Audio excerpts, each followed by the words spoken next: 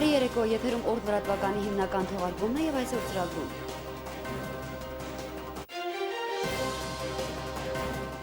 Թե ինչու կողմ քվեարկել նոր սահմանադրությանը, Արցախի ժողովրդավարական կուսակցության ղեկավարը շարունակում է հանդիպումները։ 2016-ն ամփոփել են էկոնոմիկայի եւ առողջապահության նախարարները, նախանշել 2017-ի անելիքները։ Հալոտրաստ կազմակերպությունն Արցախի տարածքում գործունեություն կծավալի այնքան, քանի դեռ վնասազերծված չէ վերջին չպայթած ականը, հանդիպում արտակարգ իրավիճակների պետական ծառայությունում։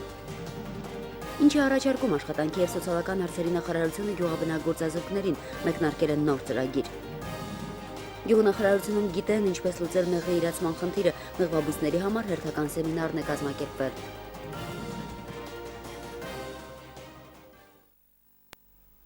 Հունվարի 30-ի եւ լույս 31-ի գիշերը Ղարաբաղ-ադրբեջանական հակամարտ զորքերի շփման գծում հակառակորդը տարբեր դրամաչափեր արձակային զինատեսակներից, այդ թվում դիպուկահար հրացաններից հրադադարի պահպանման ռեժիմը խախտել է շուրջ 25 անգամ, հայ դիրքապահների ուղղությամբ արձակելով ավելի քան 290 կրակոց։ Ադրբեջանական զինուժը դիպուկահար հրացաններից առավել ինտենսիվ կրակ է վարել հարավային եւ արևելյան ուղղություններով, ընդհանուր առմամբ արձակելով 56 կրակոց։ Պաշտպանության բանակի առաջապահ զորամասերը շարունակել են վստահորեն իրականացնել մարտական հերթապահություն, խիստ անհրաժեշտության դեպքում դիմելով նաև պատասխան գործողությունների։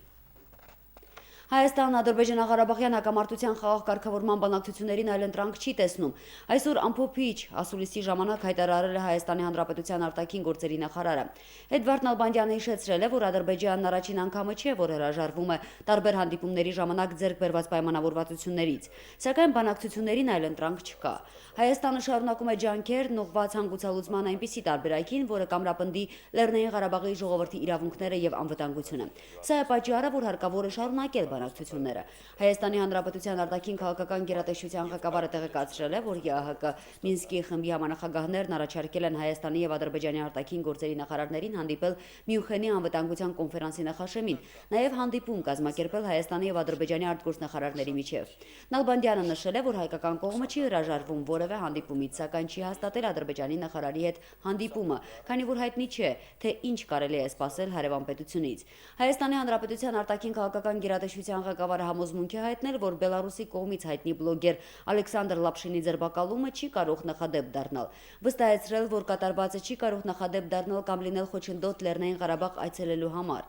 Նալբանդյանն ուշադրությունը հրավիրել այն փաստի վրա, որ վերջին շրջանում չնայած Ադրբեջանի վայնասուններին Լեռնային Ղարաբաղ շարունակում են զբոսաշրջիկներ այցելել։ Ղարաբաղ գնացել են, կգնան եւ ավելի կգնան, որովհետեւ գիտեք, եթե նայենք այն սև ցուցակը, որը ադրբեջանցիները կազմել են, կարծեմ մոտ մի 500 հոգի մարդ է այնտեղ։ Ով են պետական, քաղաքական, հասարակական գործիչներ, մշակույթի նշանավոր, հեղինակավոր, համաշխարհային ուրեմն համբավ ունեցող դեմքեր, որևէ մեկը կարող է Ադրբեջանին հետ համագործակցել այս հարցով կամ ինչ որ դրանց հանձնել իրենց կամ խոչընդոտել դրանց, իհարկե ոչ։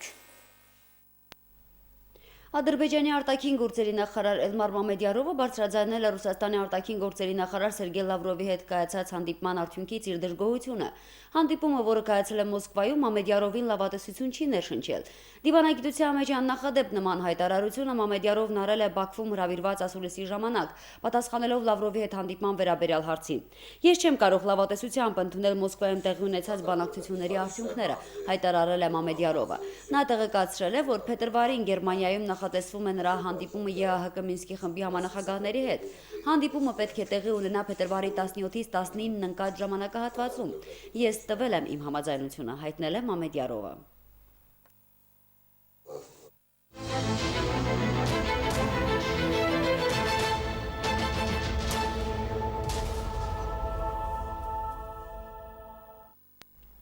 Սահմանադրության հանրաքվեի քաղաքական նշանակությունը մեծ է եւ քվեարկությունից առաջ քաղաքացուն պետք է հնարավորինս իրազեկել նոր նախագծի մանրամասները։ Այս ակնկալիքով Արցախի ժողովրդավարական կուսակցության ղեկավարը շարունակում է քարոզարշավը, ընտրողներին առաջարկելով փետրվարի 20-ին մասնակցել ու կողմ քվեարկել սահմանադրության նոր նախագծին։ Աշոտ Ղուլյանն այսօր հանդիպել է կառավարության Նարընթեր շրջակա միջավայրի եւ բնական ռեսուրսների վարչության, քաղաքծառայության խորհրդի, ազգային վիճակագրական ծառայության, հանրային ծառայության եւ տնտեսական մրցակցությունը կարգավորող պետական հանձնաժողովի աշխատակիցների հետ։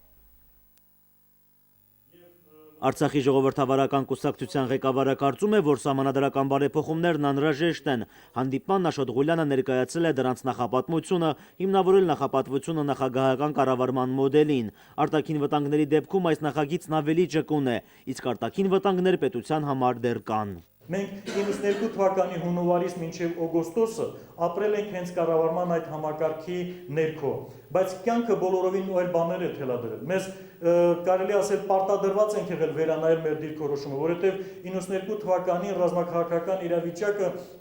այնպիսին է եղել, որ մեր կառավարման համակարգը չի համապատասխանել դրան։ Եվ 92 թվականի օգոստոսին մենք ոչ իհարկե սահմանադրական կարգով, բայց ժամանակավոր այդ հարցի լուծումը գտել ենք ստեղծելով Պաշտպանության պետական կոմիտե։ Հանդիպումների ընթացքում Աշոտ Ղուլյանը փորձում է նաև պատասխանել շրջանառվող հարցերին, ինչու նախագահական եւ ոչ խորհրդարանական մոդել։ Խորհրդարանի խոսնակը հիշեցրել է, Հայաստանի Հանրապետությունում պարլամենտականի կայուն մեծամասնության սկզբունքն է։ Արցախի պարլամենտում մեծամասնությունը կարող է որոշվել մեկ պատգամավորի դիրքորոշմամբ ընդամենը։ Եթե առաջին փուլում քաղաքական մեծամասնություն չի ձևավորում պարլամենտում, անց է կացում երկրորդ փուլ ընտրություն եւ այնքան մինչեւ կայուն մեծամասնություն որևէ մի խմբակցություն մեծամասնություն է կազմում, որպեսզի հետագայում ապահովագրված լինի հաջորդ ցնցումներից։ Հայաստանում կայուն մեծամասնության համար այս պատգամավորների քանակը 7-8 պատգամավոր է, այսինքն պիտի 7-8 պատգամավորով ավել լինի մյուսից, որ ձևավորվի այս նաև կայուն մեծամասնություն ասվածը։ Մեր նման փոքր քանակ ունեցող պարլամենտների դեպքում կայուն մեծամասնության սկզբունք իրականացնելու համար մեկ պատգամավոր է որոշում։ Արցախի ժողովրդավարական կուսակցության ղեկավարի գնահատմամբ առաջարկվող սահմանադրությունը դասական իմաստով չի կարելի համարել նախագահական։ Ավելին ի տարբերություն գործող մայրօրենքի, նոր նախագծում խորհրդարանի լիազորություններն ավելի մեծ են։ Այսինքն միանձնյա իշխանության մասին խոսք լինել չի կարող։ Աշոտ Ղուլյանը բերել է մի քանի օրինակ։ Մենք նոր սահմանադրության նախագծով գործադիր իշխանությանը որևէ նոր լիազորություն չենք տվել։ Այսինքն նախկին եղած լիազորությունները, որ եղել են կառավարության ու նախագահին, մենք հիմա դարձրել ենք միայն նախագահի լիազորություններ, որևէ նոր բան չի ավելացել։ Հակառակ դրան, մենք խորհրդարանի լիազորություններում բազմաթիվ նորություններ ենք մտցրել, որպեսզի նախագահական կառավարման մոդելում այս իշխանությունների հակակշիռները նորից բերեն այս հաշվեկշռվածությունը, որ բալանսը պահպանվի իշխանության թևերի միջև։ Օրինակ, մենք ազգային ժողովի համար նախատեսել ենք 2020 թվականից 100%-անոց համամասնական ընտրություններ։ Սա պարլամենտական կառավարման դեպքում են ավելի շատ գնում, որովհետև հենց այդպես քաղաքական հիմքերից է պարլամենտը ձևորում։ Բայց մենք նախագահական կառավարման մոդելի տակ դրել ենք 100%-անոց համամասնական, մտածելով, որ մենք պիտի մեր քաղաքական կուսակցություններին, ուժերին հնարավորություն տանք զարգանալու։ Պարլամենտը պետք է քաղաքական ներկայացվածության մարմին լինի։ Այստեղ քաղաքական ծրագրերը կարող են իրար հետ մրցակցել, քաղաքական ծրագրերը պիտի իրար հետ համեմատվեն։ Սահմանադրության նոր նախագծով տեղական ինքնակառավարման մարմինները հնարավորինս լինելու են անկախ։ Սա նշանակում է, որ սեփական եկամուտները տնօրինելու է համայնքը։ 8-րդ գլխում աշխատանքներն ավարտական փուլում չեն։ Հավանական տարբերակներից մեկն այն է, որ շրջանը դիտարկվի որպես համայնք ու շրջանի ղեկավարին ընտրեն բնակիչները։ Շրջանը դառնում է մեկ համայնք, ընտրում է շրջանի համայնքի ղեկավարությունը, ընտրում է երկու տարբերակով կարող է, ուղղակի կամ անուղղակի։ Ընտրվում է ավագանի, որ ընտրում է շրջանի ղեկավար, կամ միանգամից նաև ընտրում է շրջանի համայնքի ղեկավար։ Շրջանի ընտրված ղեկավարը նշանակում է համայնքների, փոքր համայնքների ղեկավարներին։ Մեծ համայնքները, իմ անձնական կարծիքն է սա, ես կարծում եմ, որ մենք պետք է փորձենք պահել ընտրական համակարգը, որովհետև մեծ համայնքներում մենք այս սուբյեկտիվ խնդիրները շատ քիչ ենք բախում այդ կարգի խնդիրների։ Հանդիպման վերջում Աշոտ Ղուլյանը կոչ է արել փետրվարի 20-ին մասնակցել ժողովրդական հանրաքվեին։ Նարեկ Սահակյան, Մերուժան Մարտիրոսյան, օր։ 2016-ը բարդ ու հակասական տարի էր նաև Արցախի տնտեսության համար։ Քաղաքական, իսկ ապրիլին նաև ռազմական ոլորտում վայրիվերումներն իրենց հետևանքներն են ունեցել նաև էկոնոմիկայի նախարարության ծրագրերում ու աշխատանքներում։ Տարին Անդրանիկ Խաչատրյանն այսօր է ամփոփել լրագրողների հետ կայացած հանդիպմանը։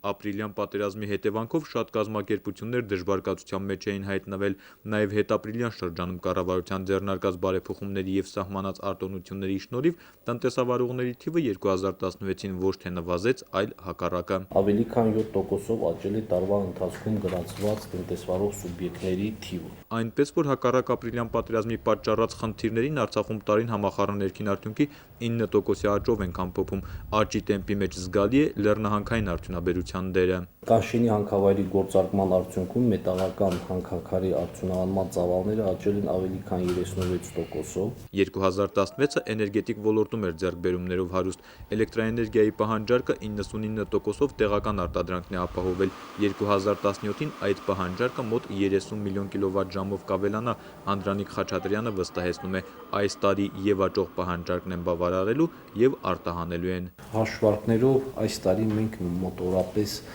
10-ից 15 միլիոն կՎտ-ժամ կարողանանք արտահանել։ Ավարտին են մոտենում հայկական երկու հանրապետությունները կապող երկրորդ հյուսիսային բարձրավոլտ գծի անցկացման աշխատանքները։ Օղակաձև ցանցի առկայությունը մի կողմից էներգետիկ անվտանգության մակարդակը կբարձրացնի, մյուս կողմից համակարգում կորուստները կկրճատի։ Այսօր այն մոտ 5% է կազմում։ Գիծը շահագործումից հետո ըստ մեր հաշվարկների եւ մասնագետների տված եզրակացությունների բարձրավոլտում մեր կորուստները կհասնեն մինչեւ 2.5-2.6%։ 2016-ին սկսվեց, 2017-ին կավարտվի Արցախ էներգոյի եւ Արցախ գազի մասնավորեցումը։ Նախարարը հիմնավորում է անհրաժեշտությունը, համակարգը արդիականացնելու կարիք կա, ինչը մեծ ներդրումներ է պահանջում։ Մասնավորեցման պայմանագրով տարեկան 5 միլիարդ դրամի ներդրում է նախատեսվում։ Աշխատատեղերի կրճատումները Անդրանիկ Խաչատրյանը չի բացառում, բայց վստահեցնում է, փորձելու են դա հնարավորինս անցնցում կատարել։ Ունենք նաեւ այսպիսի կետ նախատեսած մասնավորեցման պայմանագրում, որ անգամ կրճատվող աշխատողները 1 տարի վարձատրվելու են գործող իրենց աշխատավարձների չափով։ 2016-ին վերամշակող արդյունաբերությունն է աճ արձանագրել, գյուղմթերքի վերամշակման ծավալների աճը առավել տեսանելի է։ Գյուղմթերքի տեղական արտադրության ընդլայնումը նպաստել է սննդամթերքի արտադրության աճին, մասնավորապես պահածոների արտադրությունում այն կազմել է ավելի քան 8%։ Պտուղ բանջարեղենի արտադրությունն ընդլայնելու գյուղնախարարության ծրագրերից էկոնոմիկայի նախարարը չի վախենում։ Վերամշակման հնարավորություններն անհամեմատ մեծ են։ 2017-ին ավելի մեծ ուշադրություն են դարձնելու վերամշակված ապրանքի արտահանման խթանմանը։ Կմշակվի յուրաքանչյուր տարի արտահանման ուղղված առանձին ծրագիր, որը կոնկրետ կնշի բոլոր այն միջոցառումները, ինչը պիտի անի կառավարությունը։ Միջազգային զբոսաշրջիկների թվում 2015-ի համեմատ 16% նվազում կա։ Դա լիովին փոխհատուցվել է Հայաստանի Հանրապետությունից այցելությունների ավելացմամբ, ապացույցը հյուրանոցային տնտեսություններից ստացած տվյալներն են։ 9 ամսվա տվյալներով հյուրանոցային տնտեսության օբյեկտների շրջանառությունը 6.1%-ով գերազանցել են նախորդ տարվա նույն ժամանակահատվածի ցուցանիշը։ Տրանսպորտի ոլորտում 2017-ը կարևոր կլինի։ Նախորդ տարի ուղևորահոսքը 5%-ով նվազել է, անձնական օգտագործման մեքենաներն են ավելացել, տաքսի ծառայությունները ակտիվացել։ Կառավարությունն աշխատելու է քայլեր ձեռնարկել, որ անգամ նման պայմաններում կանոնավոր ուղևորափոխադրումների ոլորտը մասնավոր հատվածի համար շարունակի գրավիչ մնալ։ Նորեր Հովսեփյան, Աշոտ Գասպարյան, Օր։ 2016-ն առողջապահության բնագավառի համար արդյունավետ տարի էր։ Ավարտվել է ուռուցքաբանական դիսպանսերի շինարարությունը, գիտաժողովներ են անցկացվել, մասնագետներ վերապատրաստվել։ Առողջապահական տարին նախարար Կարինե Աթայանն է ամփոփել։ Առողջապահության նախարարությունը իր գործունեությունը իրականացնում է թվով 19 բուժհիմնարկների միջոցով, որտեղ աշխատում են 330 բժիշկ, 1353 բուժքույր։ Կարինե Աթայանի պաշտոնավարման սկիզբը համընկել է ապրիլյան պատերազմի հետ, աշխատել են արտակարգ ռեժիմով, պատվով են իրականացրել համակարգի առջև դրված խնդիրները։ Պատերազմի ընթացքում բոլոր բուժաշխատողները կատարել են իրենց առջև դրված խնդիրները եւ նրանց գրագետ ու արագաշարժ աշխատանքի շնորհիվ փրկվել են բազմաթիվ կյանքեր։ 2016 թվականի պետական բյուջեով նախատեսված ծախսերը կազմել են ավելի քան 5 միլիարդ դրամ, որը համախառն ներքին արդյունքում կազմում է 2.3%։ Բյուջեի կատարողականը 97.7% էր։ Նախատեսված ծրագրերը կյանքի են կոչվել։ Բնակչությանը անվճար դեղորայք է տրամադրվել, հիվանդների բուժման ծախսերն են փոխհատուցվել։ Բուժհիմնարկները համալրվել են ինչպես Լեռնային Ղարաբաղի, այնպես էլ Հայաստանից հրավիրված մասնագետներով։ Ընդհանուր առմամբ 2016 թվականին աշխատանքի է ուղեգրվել 20 բժիշկ։ 2016 թվականին պետական պատվերի շրջանակներում Երևանի Մխիթար Հեռացու անվարտ պետական բժշկական համալսարան է ընդունվել 24 շրջանավարտներ, ընդ որում մշակվել է նոր պայմանագրի ձև, որով կազմավորվում է շրջանային բուժմիավորումների կադրերով համալրման գործընթացը։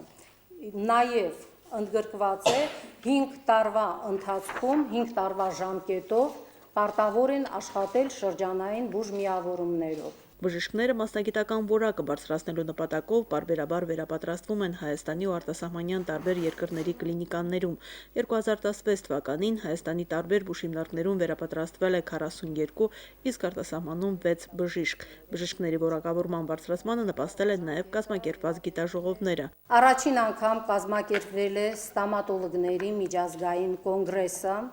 որին մասնակցել են արտասահմանից մեկնած նաև մասնագետները։ Լուծվել են մի շարք գլոբալ խնդիրներ, հիվանդանոցները վերանորոգվել, նորերը կառուցվել։ Ավարտվել է ուռուցքաբանական դիսպանսերի շենքի շինարարական աշխատանքները, որը առաջիկայում կհամալրվի համապատասխան սարքավորումներով եւ կհանձնվի շահագործման։ Բժիշկներ առանց սահմանների կազմակերպության կողմից, ինչպես նաև պետական աջակցությամբ վերանորոգվել է հակապալարախտային դիսպանսերի հիվանդանոցային մասնաշենքը, որի բացումը կլինի երևի վաղը։ Կարմիր խաչի միջազգային կազմակերպության կողմից վերանորոգվել է դատաբժշկական փորձաքննության բյուրո շենքի մի մասը եւ տրվել է դիակների պահպանման սառնարան համապատասխան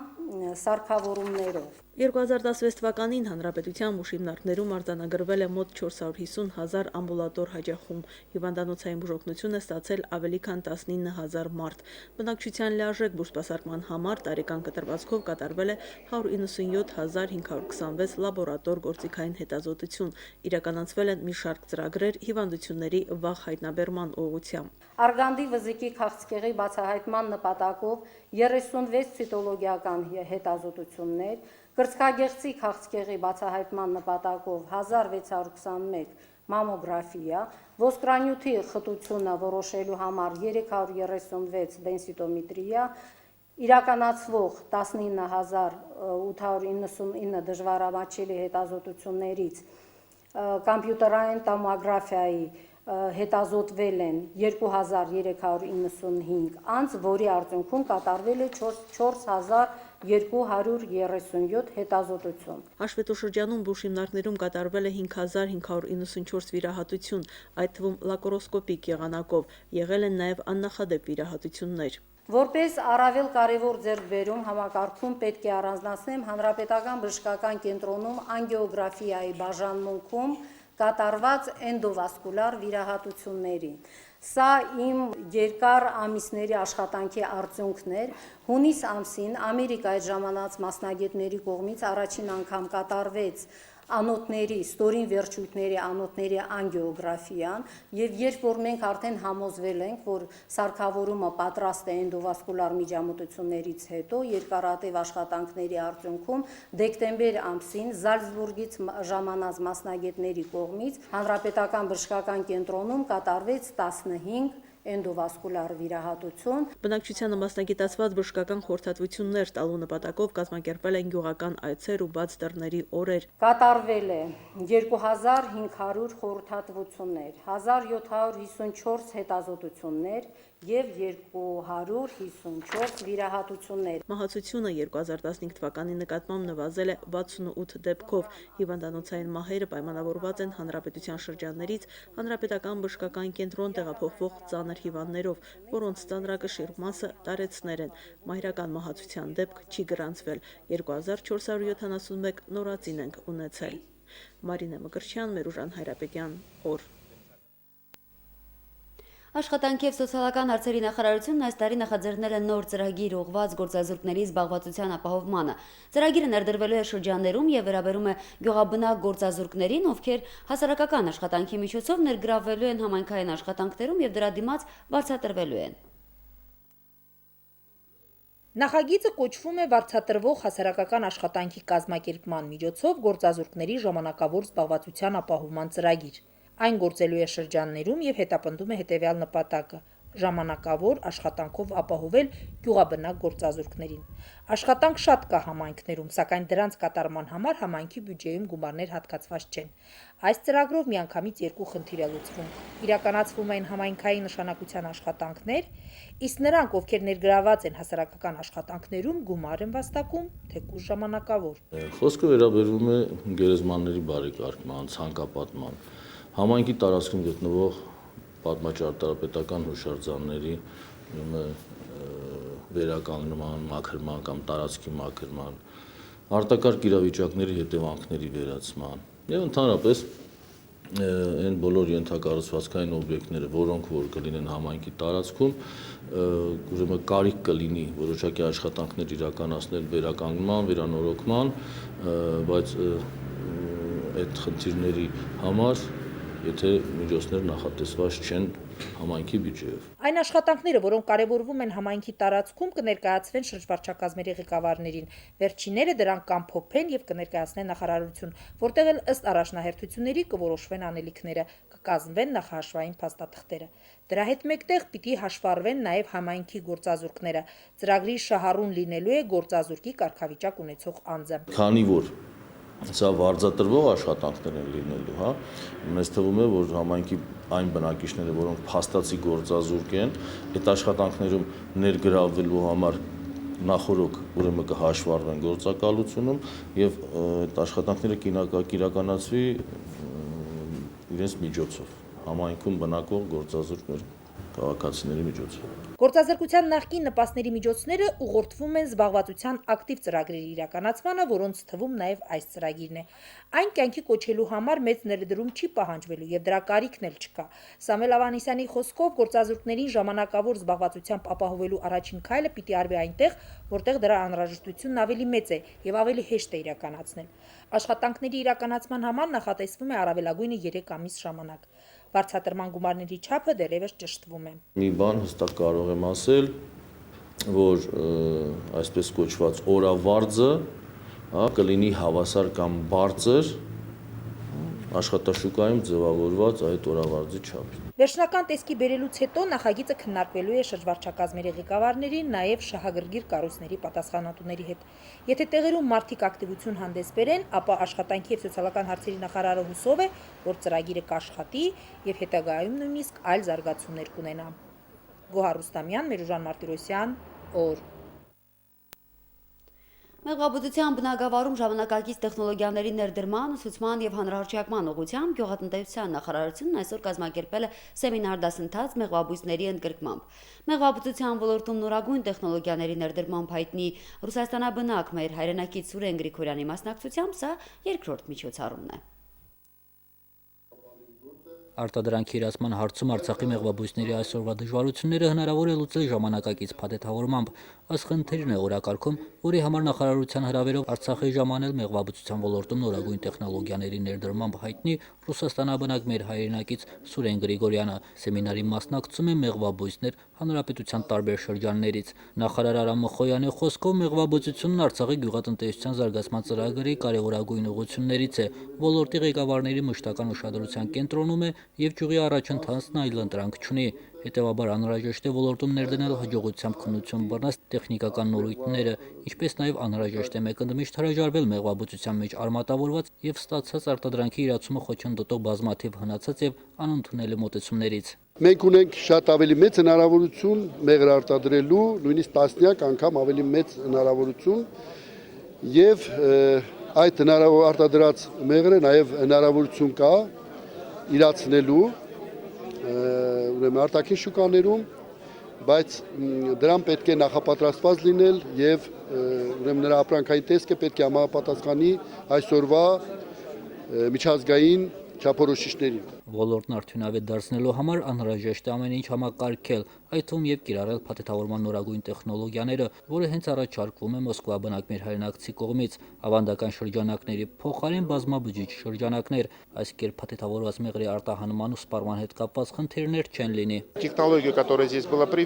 Այն տեխնոլոգիաները, որոնք ներդրվում են այսօր Արցախում, գործում են արդեն շատ երկրներում, իսկ այստեղ շնորհիվ մեր յուրահատուկ բնության ու մարդկանց աշխատասիրության կարող ենք հասնել լավ արդյունքների։ Վստահ եմ, որ նոր տեխնոլոգիաների կիրառումը կհետաքրքրի մեր մեղվաբույսներին, քանի որ արտադրանքի դիմաց ստացածը նրանց հաստատ կգոհացնի։ Մենք դա անվանում ենք իրացում, որն էլ մեղվաբուծության ճյուղում հանդիսանում է ամենամեծ խնդիրը։ Նոր տեխնոլոգիան ու նրա արտադրանքը մեծ պահանջարկ է վայելում շուկայում։ Սուրեն Գրիգորյանի հավաստմամբ այն շատ հարմար է արտադրելու, տեղափոխելու եւ օգտագործելու համար։ Սուրեն Գրիգորյանը պատրաստակամ է իր աջակցությունը ցուցաբերել եւ այդ ասպարեզում նորարարությունները ներդնել նաեւ Արցախում։ Այդպիսով մենք հնարավորություն կունենանք աշխարհի ներկայանալ ավելի տեսանելի, բազմազանով որակյալ ապրանքներով։ Ռուսաստանում լավագույն մեղվաբույծ ճանաչված մեր հայրենակիցը վստահեցնում է, նորարարական տեխնոլոգիաների կիրառմամբ Արցախում արտադրված մեղրի արտահանումը ստանձնում է իր վրա։ Այստեղ մեղվաբույծների ակտիվություն է պահանջում, որպեսզի ժամանակին դիմեն անասնաբուժական սպասարկման կայաններին եւ իրենց ձեռքի տակ ունենալով տեղեկանք համայնքի ղեկավարից իր մեղվաընտանիքների վերաբերյալ եւ այդ տեղեկանքի հիման վրա կտրվի անասնաբուժասանիտարական անձնագիրը եւ այնուհետեւ կսկսվի գործընթացը։ Կազմակերպած սեմինարի ընթացքում Արցախի մեղվաբույծների ներկայացվել են նաև փեթակների կառուցման նորագույն մոտեցումները։ Գյուղատնտեսության նախարարը մեջբերում է բոլոր փոփոխություններն ու նորարարությունները, որոնք ցանկանում ենք ներդնել գյուղատնտեսության մեջ, պետք է կապված լինեն գիտության նորույթների ու նորագույն տեխնոլոգիաների հետ։ Գենադի Երեմյան, Հայկ Բաբայան, օր։ Hello Trust ոչ կառավարական հումանիտար կազմակերպությունը երկար տարիներ է ինչականների եւ չփայտած այլ զենք զինամթերքի վնասազերծման աշխատանքներ է իրականացնում մեր հանրապետության տարածքում համագործակցելով իշխանությունների եւ խնդրով շահագրգիռ կազմակերպությունների հետ։ Համագործակցության հետագա ընդլայնման ներմիտված կառավարության առընթեր արտակարգ իրավիճակների պետական ծառայության տնօրենի հանդիպումը Hello Trust կազմակերպության Արցախի գրասենյակի ղեկավարի հետ։ Տեսանյութը ներկայացնում է արտակարգ իրավիճակների պետական ծառայության տեղեկատվության եւ հասարակայնության հետ կապերի բաժինը։ Ողջունելով կազմակերպության Արցախի գրասենյակի ղեկավարին, ԼՂ արտակարգ իրավիճակների պետական ծառայության տնօրեն գնդապետ Կոմիտաս Կարապետյանը նախ իշխանությունների անունից երախտագիտություն հայտնեց Hello Trust կազմակերպության Արցախում իրականացրած երկարամյա գործունեության համար, պատասխանատվություն հայտնելով ընդլայնելու համագործակցության շրջանակները։ Իր հերթին Աշբոդին շնորհակալություն հայտնելով ջերմ ընդունելության համար նշեց, որ Hello Trust կազմակերպության նպատակն է Արցախի տարածքում գործունեություն ծավալել մինչև վերջին չպայթած ականի վնասազերծումը։ Ճանաչողական այցի ընթացքում ճշտվեցին եւ հստակեցվեցին երկու կառույցների հետագա անելիքները ընթացիկ տարում, իմի բերվեցին անցած տարի համագործակցության շրջանակներում իրականացված աշխատանքները, հատկապես ուշադրություն դարձվեց 2016 թվականի ապրիլյան իրադարձությունների ընթացքում որոշ խաղաղ բնակավայրերի հրթիռահրետակոծության հետևանքների վերացման ուղղված համատեղ աշխատանքների վերլուծությանը։ Եվ վերջում, քանի որ ականների եւ չպայթած այլ զենք զինամթերքի վնասազերծումը տասնամյակներ պահանջող գործընթաց է, ուստի մենք դատապարտված ենք ապրելու դրանց սպառնալիքի ներքո եւ պարտավոր ենք մշտապես ցուցաբերել զգուշություն եւ պահպանել անվտանգության նորմերը։ ԼՂ կառավարության առընթեր արտակարգ իրավիճակների պետական ծառայության տեղեկատվության եւ հասարակայնության հետ կապերի բաժին օր ծրագրի համար։ Այսօրվա համար նախատեսել ենք այսքանը։ Ես հրաժեշտ եմ տալիս, մնացեք խաղաղությամբ։ Հանրապետության տարածքում կդիտվի անբավարարություն, սպասվում է ձյուն։ Վարկյանում 3-ից 8, առանձին վայրերում 16-ից 18 մետր ուժգնացմամբ հյուսիս-արևմտյան քամի։ Օդի ջերմաստիճանը գիշերը 4-ից 9 աստիճան ցուրտ, ցերեկը 3 աստիճան ցրտից 1 աստիճան տաքություն։